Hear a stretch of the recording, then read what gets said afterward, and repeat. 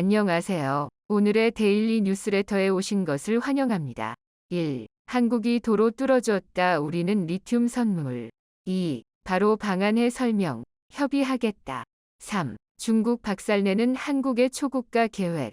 한번 진실을 알아봅시다. 우크라이나 전쟁을 겪으며 국제 자원시장이 급변하는 것을 목격한 뒤 자원부국들은 자국산 희소 자원을 무기로 활용하려는 경향이 훨씬 강해졌습니다. 실제 자원부국들은 멕시코처럼 희소 광물인 리튬을 아예 국유화하거나 인도네시아처럼 광물을 사가는 선진국을 상대로 우리나라에 공장을 설치해 원료를 사용하라는 압력도 서슴지 않고 있습니다. 그러나 자원부국 중에서 한국에게 우호적인 태도를 가지고 있으며 모든 것을 다 퍼주겠다고 하는 나라도 있습니다. 최근 중국이 갈륨, 마그네슘을 시작으로 희토류 수출 규제에 나설 것이라는 관측이 나오는 가운데 한국은 그 누구도 예상하지 못한 방법으로 이 문제를 해결하는 모습이 확인되고 있습니다.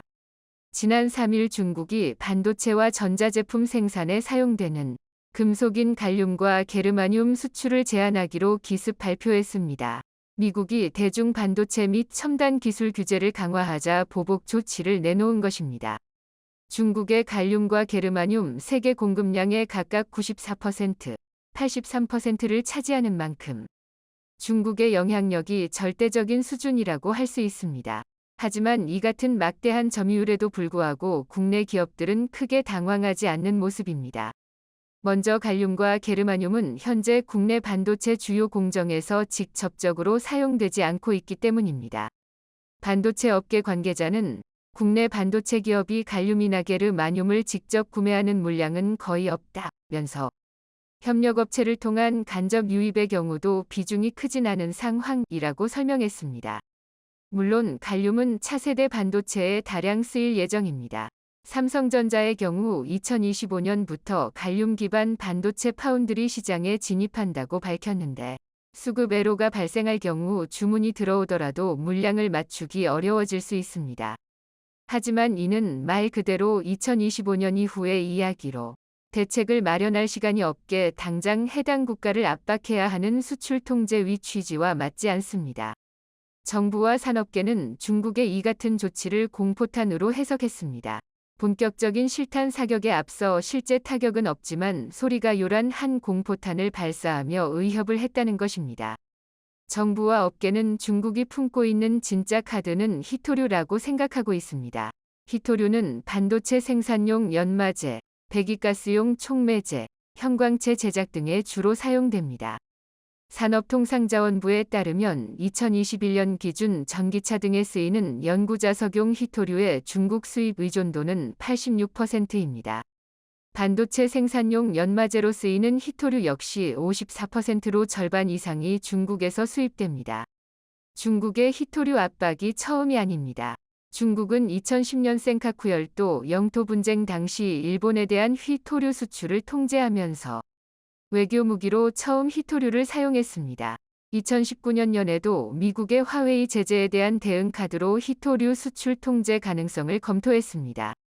이후 중국은 희토류 제조 회사들을 합쳐 몸집을 키우고 2020년 말엔 국가 안보와 이익에 근거해 희토류 수출을 제한할 수 있는 수출관리동제법까지 만들었습니다. 지난 5월에는 희토류 자석 관련 기술과 희토류 재련 가공 이용 기술을 수출 금지 대상으로 추가했습니다. 실제로 중국 관영지인 환구시보는 미국은 중국의 경고를 들으라 라면서 칼럼을 통해 희토류까지 수출 통제가 더 나아갈 수 있음을 암시했습니다. 그런데 한국이 최근 중국이 전혀 예상하지 못한 곳에서 희토류 자원을 대량으로 확보하는 데 성공하면서 중국의 수출 규제는 큰 영향을 미치지 못할 것이라는 이야기가 나옵니다. 한국이 새롭게 찾은 곳은 바로 중앙아시아 지역으로 이들 국가들은 한국에게 인프라 건설의 대가로 엄청난 양의 자원을 제공할 것으로 알려졌습니다. 뿐만 아니라 자국의 주요 인프라 시설에 대한 지분까지 한국에게 넘기면서 한국은 엄청난 기회를 맞이하고 있습니다. 카자흐스탄 최대 경제도시 알마티, 경제 성장, 인구 증가 등은 교통 체증을 동반했습니다. 이에 카자흐스탄 정부는 수도권 순환도로를 구상했고 첫 작품인 알마티 순환도로가 지난달 개통했습니다. 개통식에는 쿠안티로브 국가경제부 장관을 비롯 카자흐스탄 정부 관계자들이 참석했습니다. 앞으로 16년간 이 도로의 운영 유지 관리를 담당할 한국도로공사의 함진규 사장도 참석했습니다. 함 사장은 유럽 출장 일정을 변경하면서까지 개통식에 참석하는 등 알마티 순환도로에 각별한 관심을 보였습니다. 총 길이 66km 위 알마티 순환도로 프로젝트는 한국도로공사, SK에코플랜트와 튀르키예 건설사인 알랄코, 마클 등이 컨소시엄을 구성해 참여했습니다. 2018년 착공 후 프로젝트 파이낸싱 약 7,700억 원, 민간 투자금 2,200억 원 등 총 9,900억 원이 투입됐습니다. 컨소시엄 참여사들은 건설뿐 아니라 앞으로 16년간 도로 운영 유지 관리도 맡게 됩니다. 도로 운영, 유지 관리에 카자흐스탄 정부가 확정 수입을 지급하는 방식이어서 교통량 변동에 따른 위험 요인 없이 약 1,800억 원의 안정적 운영 수입이 보장됩니다.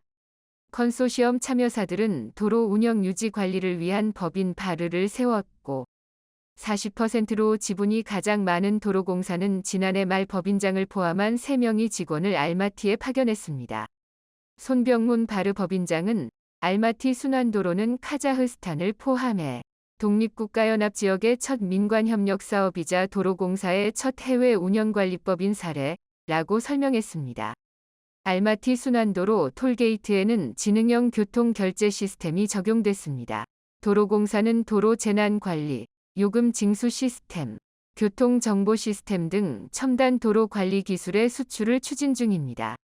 손 법인장은 우리나라 하이패스와 같은 무인 요금 징수 방식인 이른바 프리플로우 시스템이 적용됐다며 지금까지 요금 수납원이 있던 카자흐스탄 유료도로 톨게이트에 스마트 요금 징수 시스템이 도입된 건 알마티 순환도로가 처음이라고 말했습니다.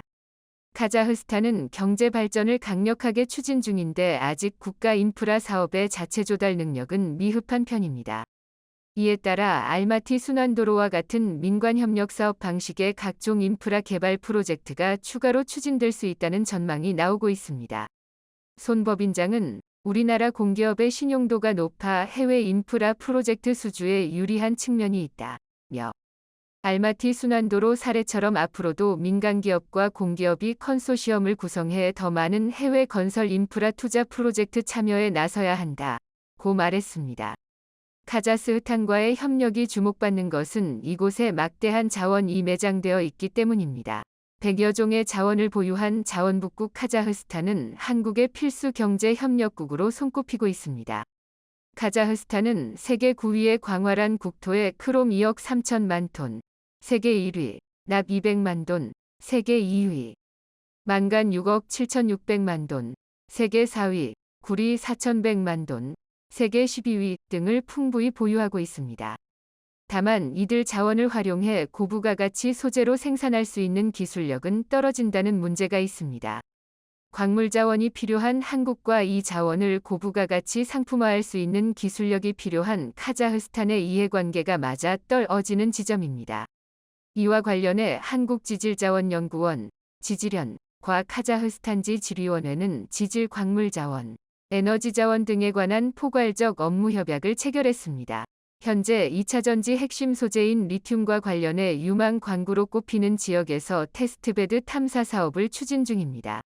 카자흐스탄 투자청인 카자흐인베스트의 잔도스 테미르갈리 경영부문 부의장은 투자가 필요한 27개 광산 정보를 한국 측에 전달했고 지난해 말 지질연 대표단이 카자흐스탄을 방문해 MOU를 체결했다며 최근까지도 대한무역투자진흥공사, 코트라, 한국수소산업협회, 한국무역협회 등 기관들과 광업 및 야금 등 유망 분야에 대한 논의를 진행하고 있다고 설명했습니다. 공급망 동맹을 통한 우리 수출 주력품인 반도체, 배터리 등 소재의 안정적 확보를 기대할 수 있게 될 전망입니다. 중앙아시아 지역 내에서 가장 큰 경제 규모를 자랑하는 카자흐스탄은 2050년까지 세계 30대 섭진국 진입을 목표로 경제발전 프로그램을 가동 중입니다. 이른바 카자흐스탄 2050 전략입니다. 테미르갈리 부의장은 지난해 카자흐스탄에 대한 외국 직접 투자 금액은 280억 달러로 목표액인 255억 달러를 초과 달성했는데 이는 최근 10년 중 가장 높은 수준이라며 카자흐스탄 경제의 매력과 경쟁력을 보여주는 하나의 사례로 카자흐스탄이 유리한 투자 환경을 만들어가고 있는 점을 보여준다고 말했습니다. 이어 카자흐스탄의 외국 기업들에게 새로운 기회가 열리고 있다며 카자흐인베스트는 국가투자유치진흥기관으로서 카자흐스탄에서 사업을 시작하는데 관심이 있는 외국 기업을 지원할 준비가 돼 있다고 강조했습니다. 한국과 경제 협력에 대한 수요도 높은데 로만 스크랴르 제1부총리가 직접 한 카자흐 경제협력 특별 워킹그룹을 의장으로서 이끌고 있을 정도입니다. 카자흐스탄은 특히 자동차, 가전 등 생산 설비를 가진 기업의 투자 및 관련 장비 수입을 원하고 있습니다. 테미르갈리 부의장은 전자부문 한국 기업들의 진출을 기다리고 있고 세금과 비자 제도 측면에서 적극 지원할 계획이라며 한국 브랜드에 대한 카자흐스탄의 선호도가 높아 진출 기업에 매력적일 것이라고 말했습니다.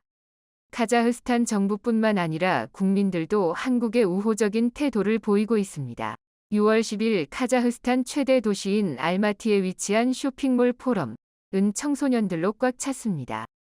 이들은 코트라가 주최한 2023 K-라이프스타일인 CIS 개막식을 보기 위해서였습니다. 카자흐스탄 현지의 한류 분위기는 상상 그 이상이었습니다. 이날 행사장에선 K-팝 댄스 경연대회도 열렸는데 쇼핑몰 4층까지 사람들로 가득 찼습니다. 몰린 인파만 2,000명이 넘었고 행사장 한켠에서 진행된 서울여자대학교의 유학 설명회엔 이날 하루에만 200여 명의 카자흐스탄 학생들이 찾았을 정도입니다. 이런 배경 덕분에 코트라는 올해 K-라이프 스타일 행사 개최지로 카자흐스탄을 점찍었습니다. 코트라는 올해 1월부터 참여기업 선정 및 샘플 제품 통관 등 준비를 통해 약 300개사의 소비재 제품을 판촉전에 내놨습니다. 특히 온 오프라인 상담에도 여러 수출 희망 기업들이 카자흐스탄 및 중앙아시아 지역 400여 바이어 회사를 만나도록 지원했습니다. 정혜영 코트라 혁신성장본부장은 중앙아시아 국가들, 특히 카자흐스탄은 제조 기반이 부족해 기본적인 물품까지 수입에 의존해 대외 환경 변화에 취약한 경제 구조를 가지고 있다며 매년 인구가 20만 명 이상씩 늘어나는 등 시장이 계속 커지고 있다고 말했습니다. 카자흐스탄은 기업들이 사업하기에도 좋은 환경이란 평가를 받고 있습니다. 세계은행이 세계 190개국을 대상으로 실시하는 기업 환경평가 보고서에 따르면 카자흐스탄은 평가 대상 국가 중 25위를 기록했습니다. 구매력도 높은데 카자흐스탄은 1인당 구매력 평가지수를 기반으로 계산한 GDP가 지난해 기준 3만 달러를 돌파했습니다. 수출 유망 소비재 분야로는 화장품이 꼽힙니다. 지난 4월 기준 화장품의 카자흐스탄 수출액 2,380만 달러로 전년 동기 대비 96.9% 증가했습니다. 올해 1분기 기초화장품 수출이 전년 동기 대비 18.6% 감소한 중국과 대비됩니다. 정 본부장은 카자흐스탄은 고려인이 11만 명가량 거주하고 있는데 이들 중 성공한 기업인들이 많아 한국과 카자흐스탄의 가교 역할을 하는 등 한국에 대한 긍정적인 이미지를 주고 있다고 말했습니다. 이어 최근에는 중국산 자동차, 휴대전화 등이 우리 수출품과 경쟁하고 있지만 한국산 제품이 프리미엄 이미지를 바탕으로 더 높은 경쟁력을 가지고 있다고 밝혔습니다. 카자흐스탄과 국경을 맞대고 있는 우즈베키스탄 사정이 비슷합니다. 우즈베키스탄은 초저출산 문제에 시달리는 우리나라와 달리 최근 인구가 급증하고 있습니다. 지난해 1에서 9월 출생아 수가 68만 1,800명으로 같은 기간 우리나라 19만 3천 명보다 3배 이상 많고 그만큼 유아식품, 의류 등 육아용품 시장 전망이 밝습니다. 하지만 자국 제품 제조 기반이 부족하기 때문에 유아식, 유아의류 등 육아용품의 수입 의존도가 높습니다. 특히 분유는 전량 수입에 의존하는데 스위스 식품기업 네슬레는 우즈베키스탄에 현지 법인을 세우고 분유 등 제품을 유통하고 있습니다. 분유 브랜드 앞타밀로 유명한 뉴트리시아와 러시아의 식음료업체 은빌덴의 유아식 시장 점유율도 높아지고 있습니다. 한국 기업들이 다양한 가격대의 실용적이고 안전한 제품들을 만들어내고 있는 만큼 이런 제품을 우즈베키스탄에 잘 소개한다면 충분히 성공 가능성이 있다는 분석이 나옵니다. 한국과 우즈베키스탄은 2019년 4월 우즈베키스탄의 수도인 타슈켄트에 희소금속 센터를 세웠습니다. 구리, 몰리브덴, 텅스텐 등 희소금속을 풍부하게 보유하고 있지만 이를 활용해 고부가 가치 소재로 생산할 수 있는 기술이 부족한 우즈베키스탄과 자원 협력을 통해 서로 원원할 수 있는 체계를 갖추기 위해서였습니다. 정부는 올해 희소금속 센터에 150억 원을 투자해 희소금속 상용화 사업을 더 강화하기로 했습니다. 이를 통해 한국은 몰리브덴과 텅스텐 등 반도체 핵심 소재 확보 등 공급망 강화 효과를, 우즈베키스탄은 미래 산업 육성을 통한 수출 확대를 기대하고 있습니다. 김이상 주 우즈베키스탄 대사는 희소금속의 경우 우리나라 가 기술 투자 후 안정적으로 공급원을 확보하면 결과적으로 우리 수출에 긍정적 효과를 낼 수 있다며 우리나라 주력 수출품 중 하나인 2차 배터리 핵심 원료인 구리의 경우에도 우리 민간 기업이 우즈베키스탄과 협력을 준비 중이라고 말했습니다. 실제 우즈베키스탄은 2016년 미르지요예프 대통령 취임 이후 외환시장 개방 및 해외 기업 투자 유치 등 경제개방 노선을 채택하며 연피 ERCENT 이상의 고성장세를 유지하고 있습니다. 특히 중앙아시아 인구의 절반에 가까운 3,600만 인구를 가지고 있어 시장 잠재력도 크다는 평가입니다. 향후 WTO, 세계무역기구, 가입, EU, 유럽연합과 협력 확대 등 대외개방 경제정책을 지속 추진할 것으로 전망됩니다. 중앙아시아 국가들이 한국의 새로운 파트너로 부상함에 따라 향후 상황이 크게 달라질 것으로 보입니다. 미국의 투자 보조금을 받으면 10년간 중국 내 첨단 반도체 생산량을 5% 이상 확장할 수 없다는 미 상무부 발표에 대해 반도체 업계에서는 최악은 면했다는 반응이 나왔다고 했습니다. 중국 공장 운영이 전면 차단될 수 있다는 우려와 달리 공장, 시설의 부분 업그레이드는 가능할 것으로 보인다는 반응입니다. 미국 정부가 반도체법 가드레일, 안전장치, 조항 세부 규정에서 우리 기업의 중국 내 공장에 대한 규제를 예상했던 것보다 그나마 약간 완화한 것은 한국 기업들의 강력한 반발과 투자 철회도 불사하겠다는 우회의 경고성 메시지의 효과 때문이라는 것이 업계의 분석입니다. 그렇지만 이 부분에 대한 평가는 엇갈리고 있고 실제 중국 공장 외에 독소적인 부분에 대해서 미 상무부는 그런 의미가 아니다는 견해와 함께 한국과 대만을 방문해 설명과 함께 협의하겠다는 입장을 보이고 있습니다. 자, 언론에 따르면 삽선과 SK위 합사가 중국 공잡에 투자한 돈은 무려 70조 원 가까이 된다고 했습니다. 이런 천문학적인 금액을 미국 말 한마디에 따라 무용지물이 될 수 있다는 것은 중국 제재가 아니라 한국을 제재하는 것과 비슷한 맥락이고 삼성이나 SK에 나아가서는 한국에 치명적인 타격을 입히는 것과 같습니다. 한국으로서는 강력하게 반발하고 모든 것을 원점으로 되돌리겠다고 초강수를 더 써야 합니다. 기업들은 정부의 눈치를 보고 정부는 미국의 눈치를 보면서 온유하게 협상하겠다고 하는 것은 처음부터 고개를 숙이고 들어가는 것과 같고 따라서 그런 자세는 미국의 결정에 별다른 변화를 주지 못하게 됩니다. 칼자루는 한국과 대만이 쥐고 있는 것이지 미국이 쥐고 있는 게 아니지 않습니까? 미국에 팔기 위해서는 미국의 생산 공장을 지어야 한다는 논리는 잘못된 것입니다. 한국에서 생산한다고 미국 업체들이 수입하지 않겠습니까?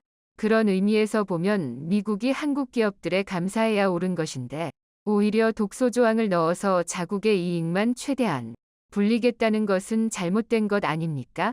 TSMC가 일본에 건설하는 10조 원짜리 반도체 공장에 일본 정부는 4조 원을 지원했는데 삼성이 미국에 짓는 33조 원짜리 공장에 미국은 보조금으로 회대 3조 원대 정도 지원하겠다고 하면서 온갖 생색은 다 내고 자신들에게 유리한 조항만 집어넣고 있습니다. 그런 미국의 발표에 언론이나 정부에서는 다행한 일이라고 안도하는 모습을 보이고 있습니다. 정작 당사자인 삼성과 SK에서는 아직 두고 보겠다는 입장인데 3자들이 나서서 다행이라고 합니다. 미국에 질질 끌려다녀도 좋다는 뉘앙스입니다. 미국은 한국의 이런 모습을 모니터링하면서 이후 그 수위에 따른 전략을 짜게 됩니다. 미국의 정책을 보면 일단은 크게 건드려 그에 대한 반응을 수집하면서 풀어 주었다가 이후에 다시 하나씩 서서히 옥죄는 방법을 사용하곤 했습니다. 따라서 이번 발표에 한국 언론이나 정부에서 다행이다는 그런 평가를 해서는 안 됩니다. 기본적인 독소 조항이 그대로 남아있는데 겨우 중국 내 5%의 완화에 다행이라고 평가하니 미국에서 어떻게 보겠습니까? 미 정부의 가드레일에 따르면 한국 기업들이 중국에서 생산하는 제품은 회첨단은 아니지만 대부분 구현, 레거시, 공정 이상이기 때문에 10년 내 5% 확장 규정이 주로 적용됩니다. 삼성전자와 SK 하이닉스가 중국 내 공장의 생산 능력을 향후 10년간 웨이퍼 기준 5% 이내 범위에서 확장할 수 있다는 뜻입니다. 관계자는 기술이 고도화되면 웨이퍼당 생산량이 늘어나기 때문에 실제 반도체 기업들의 여유는 더 많을 것이라며 결론적으로 한국 기업들의 영향은 크지 않을 것으로 예상된다고 했습니다. 언론의 그런 반응 때문에 생산 능력 제한이 반도체 산업에 치명적으로 작용할 것이라는 측면에서 보는 경고는 눈길을 끊지 못할 정도입니다. 메모리 반도체는 한 가지 제품을 대량 생산함으로써 수익을 극대화하는 산업입니다. 환철성 서울대재료공척부 석좌 교수는 D램과 낸드 플래시는 최근 5년 동안 매년 각각 5%, 10%씩 증가했는데 10년간 5%만 중산화라는 건 메모리 사업을 하지 말라는 것과 같다고 지적했습니다. 10년 동안 회소 50% 이상 중산할 수 있는데도 이를 억제해 10년 동안 5%만 중산할 수 있다는 얘기입니다. 메모리 반도체는 경기 사이를에 따라 수요가 폭발적으로 늘어날 수 있는데 중국 내 생산량 제한은 두고두고 부담이 될 것이라는 의견이 그래서 나오는 겁니다. 우리 기업들이 당분간 중국 공장을 운영하면서 기술을 향상해 경쟁력 우위를 유지할 수 있게 된 것입니다. 삼성전자는 미 상무부가 드레일 조항에 대해 오늘 발표 내용을 면밀히 검토해 향후 대응 방향을 수립할 계획이라고 공식 입장을 밝혔습니다. 삼성전자는 이달 31일 이 보조금 신청이 시작되기 때문에 남은 기간 동안 여러 논의를 거친 뒤 신청 여부를 결정할 것이라고 설명했습니다. 레이먼도 상무장관이 아이 보조금 경쟁을 원하지 않는다고 한 것은 한국과 대만도 자국 반도체 산업을 위한 보조금 정책을 도입하려는 움직임에 대한 즉 우리의 반도체 클러스터를 겨냥한 발언으로 이를 의식한 미국 당국의 태도에 영향을 미쳤을 것이라는 게 엄계의 얘기입니다. 반도체 엄계에서는 미국 당국이 지금처럼 삼성이나 SK를 과도하게 옥죄면 200조 원이 넘는 미국 투자를 재검토하겠다는 메시지를 보낸 것이라며 용인 반도체 클러스터 조성 계획이 미중 양국을 안박하는 좋은 카드가 했다고 했습니다. 반도체 엄계 관계자는 일단 가드레일 조항에선 약간 완화됐다고 하지만 여전히 턱없이 적은 보조금에 비해 미국 반도체 공장 투자는 국내 투자보다 인건비, 건설비 등이 많이 드는 데다 예상 초과 이익 환수, 경영 기밀 공개와 같은 독소 조항이 여전하기 때문에 지속적으로 양국 간 협의를 지켜봐야 할 것 같다는 견해를 보였습니다.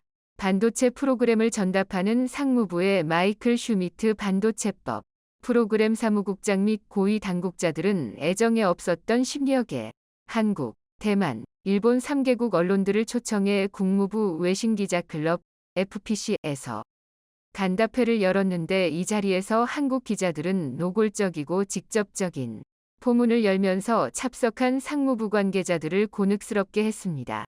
이날 열린 간담회는 한국과 대만의 불만이 폭주한 상황을 의식해서인지 다독이는 모습이었다고 했습니다. 우리는 동맹국 및 파트너 국가들 과의 조율이 절대적으로 중요하다고 생각한다며 동맹국들과의 협조가 매우 중요한 만큼 한국 등과 긴밀히 협의하면서 공동된 국가 안보 이익을 증진할 것이라고 했습니다. 상무부 당국자는 간담회 직후 한국 정부와 협의를 위해 바로 한국으로 출발하고 이후 일본, 대만을 방문할 것이라고 밝히면서 드러난 불만을 의식하고 있는 기색이 역력해 보였다고 참석자들은 전합니다. 이 간담회에서는 한국과 대만에서 우려하고 있는 부분에 대한 보충 설명을 했습니다. 민감한 기술 정보가 유출될 수 있다는 우려도 제기되는 항목에 대해서 다만 중국 공장의 기술 수준을 업그레이드하는 건 가능해 그나마 우리 기업들이 한숨 돌릴 수 있게 됐습니다. 공통이익을 증진할 수 있는 포럼을 제공하는 것이지 지식재산권, IP이나 실질적인 확장은 생산시설 확대를 말하는 것이어서 기술 수준은 발전시켜도 무방하기 때문입니다.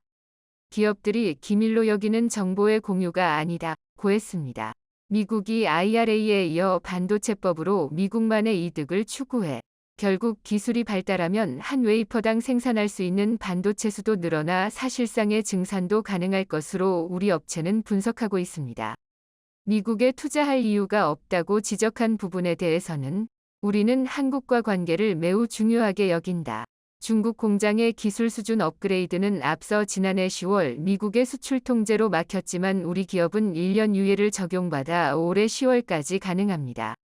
한국의 반도체 기업들은 세계에서 가장 중요한 기업들에 속하고 우리는 진심으로 미국 반도체 산업에 외국인 투자가 활발해지기를 바란다. 반도체법 규정은 미국 기업들에도 동일하게 적용된다는 점을 강조했습니다. 따라서 우리 업체들이 중국에서 기술 경쟁력을 유지할 수 있는 길은 계속 열려 있어 회학의 차이나 리스크는 피할 수 있게 됐습니다. 보조급을 받는 기업의 초과 이익을 공유할 것이라고 한 부분에 대해선 기본적으로 사업의 실제 이익이 예상치와 부합하면 공유할 부분이 없지만 이와 함께 미 상무부는 중국에서의 생산 확대 제한과 함께 화웨이 등 중국 업체와의 반도체 공통 연구 개발을 금지하는 원칙도 재확인했습니다. 이위 이 예상치를 상당히 초과하면 특정 기준을 초과한 부분은 미국 정부에 반환하고 정부는 그 돈을 우리 반도체 생태계에 재투자하게 될 것이다. 는 원론적인 얘기였습니다. 아니, 우리가 번 돈을 왜 미국에 줘야 합니까? 또한 중국의 공장에 대해 반도체법의 의도는 반도체 생산시설 확증이나 새 시설 건설을 막는 것일 뿐 운영 중인 시설을 중단시키려는 게 아니다. 사업성을 유지하기 위해 업그레이드할 필요가 있다는 점을 이해한다. 반도체과학법 하에서 기업들이 협조하고 수출 통제기관의 허가가 있는 한 그런 수준의 업그레이드는 가능하다고 했지만 명확한 기준에 대해서는 언급이 없었습니다. 미국의 이 같은 정책에 한국이 다행이다고 할 게 아니라 우리 정부의 명확한 입장을 분명하게 내세우는 강력한 자세를 취했어야만 합니다. 왜 밀실에서만 미국과 협의를 하는 저자세의 눈치를 보이고 왜 감히 위치에 있는데도 미국의 정책에 끌려다니면서 우리의 입장을 설명하겠다고만 할 뿐에 정정당당하게 우리 기업의 입장을 강하게 요구하지 못하느냐는 겁니다. 대한민국과 중국의 힘 대결이 본격적으로 시작되었습니다. 최근 드디어 말레이시아가 FA50 도입을 결정지었다는 소식은 이미 들어보셨을 텐데요. 국내 대다수의 매체도 2023년 대한민국 방산시장에 순풍이 불기 시작했다며 대대적인 보도를 내보냈습니다. 그러나 말레이시아 FA50 도입은 단순한 방산 수출 그 이상의 의미입니다. 군사, 정치, 경제 등 각계의 전문가들은 이를 기점으로 대한민국이 동남아시아의 대중국 전략 구심점이 되었다고 주장하고 있는데요. 그래서 준비했습니다. 오늘은 어디에서도 말해주지 않은 대한민국과 중국의 전략 충돌에 대해 알려드리겠습니다. 어리석게도 중국을 믿었던 결과가 마침내 나타나고 있습니다. 바로 중국 패권주의의 상징 1대1로인데요. 1대1로는 최초 발표되었을 때만 하더라도 21세기판 실크로드라고 불리며 많은 나라의 환영을 받았습니다. 그도 그럴 게 겉으로만 봤을 때 1대1로는 중국을 중심으로 동남아시아, 중앙아시아, 서아시아, 아프리카, 유럽을 잇는 초대 규모 경제벨트였는데요. 인프라, 무역, 금융, 문화를 아우르는 전방위적 교류로 유라시아 대륙과 아프리카 대륙을 하나로 연결하는 사업이었습니다. 특히 개도국들 입장에서는 폭발적인 성장의 기들을 마련할 수 있는 하늘에서 내려준 동아줄이나 마찬가지였습니다. 그러나 1대1로의 처참한 실체는 중국의 국제 사기극에 불과했습니다. 이를 보여주는 가장 최근의 예가 스리랑카인데요. 2010년 대만 하더라도 스리랑카는 경제학자들이 신흥국, 중진국이라고 표현할 정도로 높은 경제 성장률을 기록하고 있었습니다. 이대로만 가면 한국의 뒤를 이어 아시아의 새로운 강자로 부상하는 것도 가능해 보였는데요.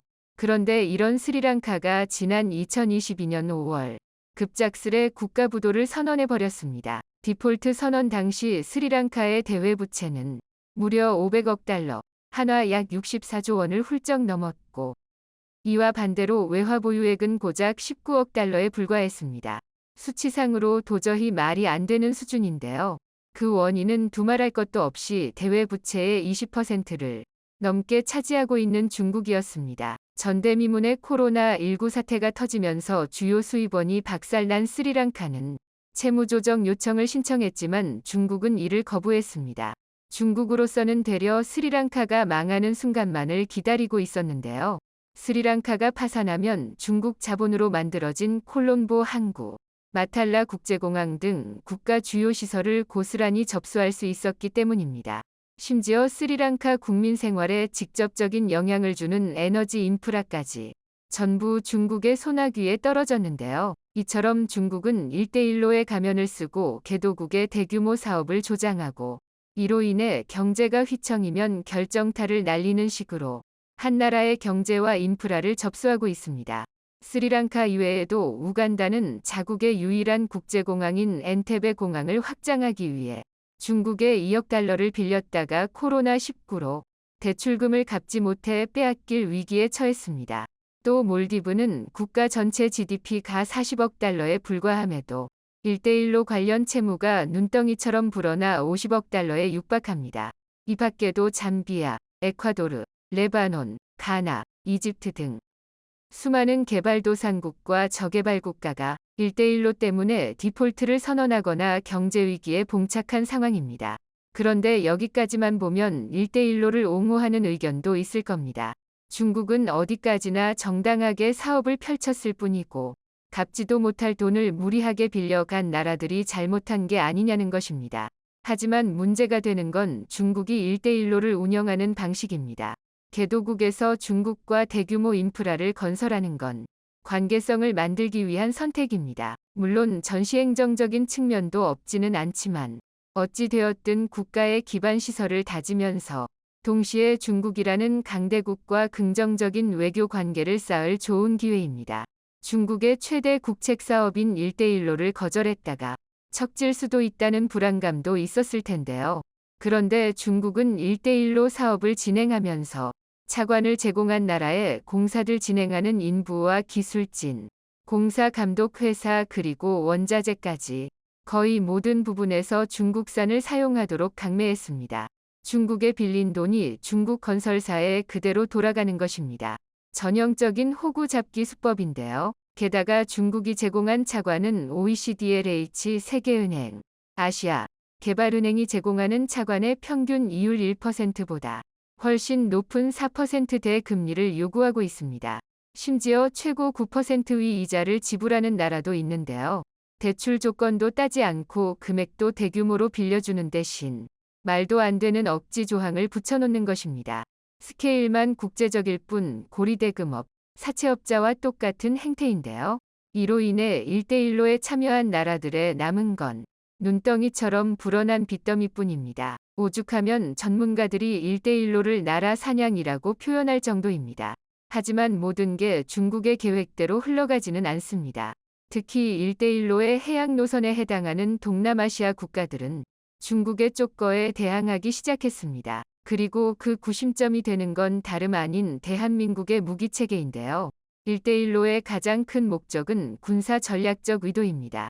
나라를 빼앗고 거기에 중국의 전진기지를 배치하려는 속셈인데요. 그래서 대부분의 1대1로는 미국과 외교 관계가 원만하지 않거나 정치적 혼란 상태에 빠져 있는 나라들입니다.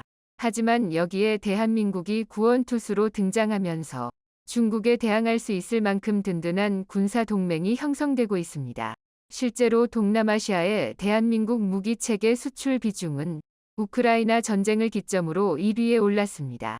러시아산 무기 퇴출과 반중국 정서가 팽배해지면서 폭발적인 성장을 이루어낸 건데요. 지난 2017년부터 2021년까지 동남아시아 국가들이 수입한 무기의 18% 한국산 무기 체계입니다. 이는 외교적 문제로 자유진영 세력의 무기를 구입할 수 없는 미얀마, 캄보디아, 라오스 같은 국가들까지 전부 포함한 평균값으로 한국 무기 체계의 장막력은 상당한 수준인데요. 이처럼 동남아시아 국가들이 대한민국 무기를 선호하는 이유는 바로 압도적인 성능 덕분입니다. 그런데 심지어 가격마저 상당히 합리적이니 경제적 여건이 충분하지 못한 동남아시아 국가들에 선호될 수밖에 없는 것입니다. 어찌 보면 당연한 조건이지만 동남아시아 국가들의 이는 굉장히 중요한 요소입니다.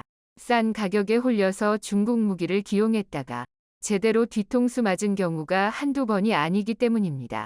일례로 태국은 자국을 대표하는 기함, 차크리 나루에벳 항공모함의 호위 전단을 구성하기 위해 중국의 함정을 도입했는데요. 애초에 충동구매로 항공모함이라는 타이틀 하나만 보고 차크리 나루에벳함을 도입한 데다 1997년 아시아 경제 위기가 터지면서 함재 기능커녕 무장조차 제대로 갖추지 못할 정도로 예산이 바닥을 드러냈기 때문입니다. 이런 상황에서 중국이 유럽산 호위함의 4분의 1에 불과한 가격으로 자국이 운용 중인 53형 호위함의 개량형을 제안했는데요.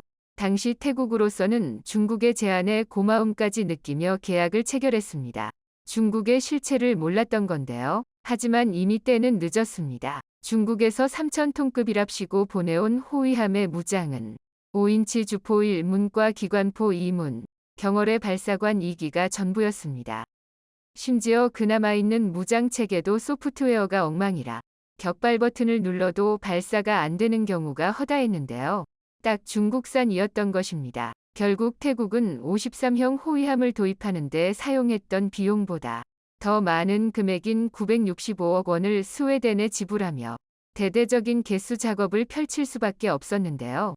가뜩이나 무장, 함재기 모두 부족했던 차크리 나루에벳 항공모함은 제대로 된 호위함조차 없이 왕실 행사용 이벤트함으로 전락해버리고 말았습니다.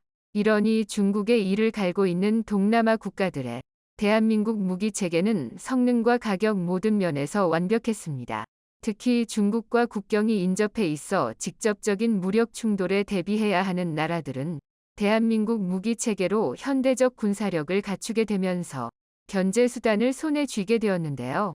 한국을 구심점으로 군사적 안보 동맹을 형성하게 되면서 계란으로 바위치기가 가능해진 것입니다. 1대1로에 대항하는 이른바 아시아 태평양 안보 벨트인데요. 특히 최근 마지막 퍼즐이었던 말레이시아가 FA-50 도입을 결정지으면서 마침내 아시아 태평양 안보 벨트가 완성되었습니다. 말레이시아는 약 1조 2천억 원 규모에 달하는 FA-50 라기십 18대 구매 계약을 체결했는데요. FA-50 라기십은 공중전용 AIM-20과 공대지 공격을 위한 합동직격탄 JDAM, RGM-65를 탑재하고 대한민국의 KGGB까지 탑재될 예정입니다. 그리고 무엇보다 드디어 AESA 레이더가 탑재되면서 동급 경공격기 중 최고 수준의 성능을 갖추게 되었는데요. 중국 공군에서도 절대적인 수적 주력을 차지하고 있는 4세대 4.5 세대기와 정면 대결이 가능해진 것입니다.